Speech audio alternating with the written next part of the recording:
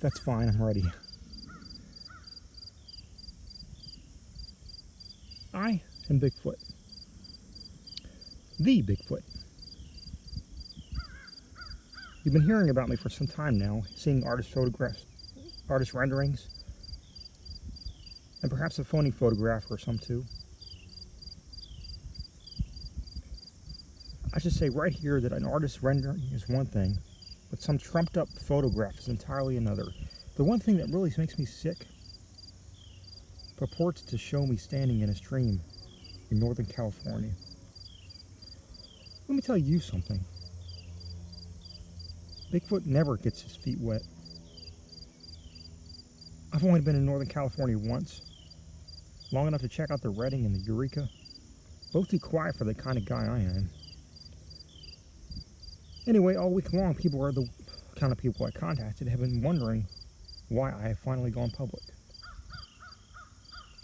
A couple thought it was because I was angry at that last headline. Remember, Jackie O slays Bigfoot. No, I'm not angry. You can't go around and correct everybody who slanders you. Hey, I'm not dead. I only saw Jacqueline Onassis once, and about 400 yards. She was on a horse. And as for that libel, what should I do? Go up to Rockefeller Center and hire a lawyer? Please, spare me. You can quote me on this. Bigfoot is not interested in legal action. Then why, they say, why climb out of the woods and go through the trouble of meeting the press, so to speak? Well, first of all, I don't live in the woods year-round, which is a popular misconception of my lifestyle. Oh, sure, I like the woods. But I need action, too. I've had some of my happiest times in the medium of Baltimore Beltroot orchards of Arizona and Florida. And I spent nearly 5 years in the corn country outside of St. Louis. So it's not just the woods, okay?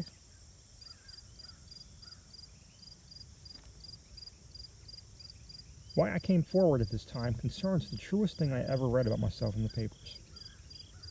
The headline read, "Bigfoot Stole My Wife," and it was right on the money. But beneath it was the real story, anguished husband's cry. Now, I read the article, every word, twice. It was poorly written, but it was true.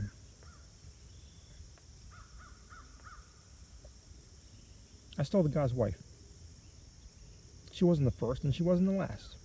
But when I went back and read that quote-unquote anguished husband, it got me a little. I've been, as you probably read, in all 50 states and in 11 foreign countries. I have never been to Tibet, in case you're wondering. That's some other guy, maybe the same one who was crossing the stream in Northern California. And in each place I've been, there's a woman. Come on, who was surprised by that? I don't always steal them. In fact, I never steal them. But I do call them away, and they come with me.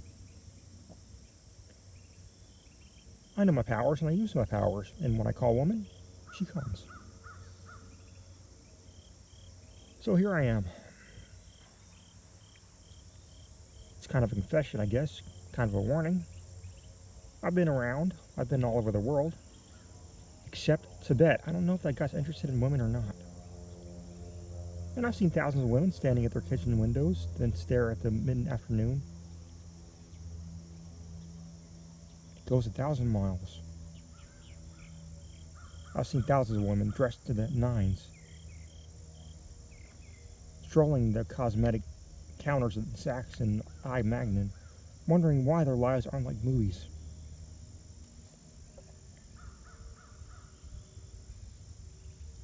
Thousands of women shuffling in the soft twilight of malls, headed for the Orange Julius stand. Not really there, just biding time until things get lovely. And things get lovely when I call.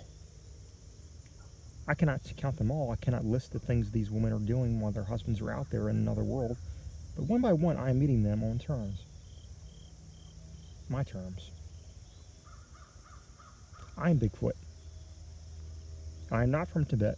I go from village to town to city to village. At present, I am watching your wife. That's why I'm here tonight. To tell you fairly man to man, I suppose, I am watching your wife. And I know for a fact that when I call, she'll come.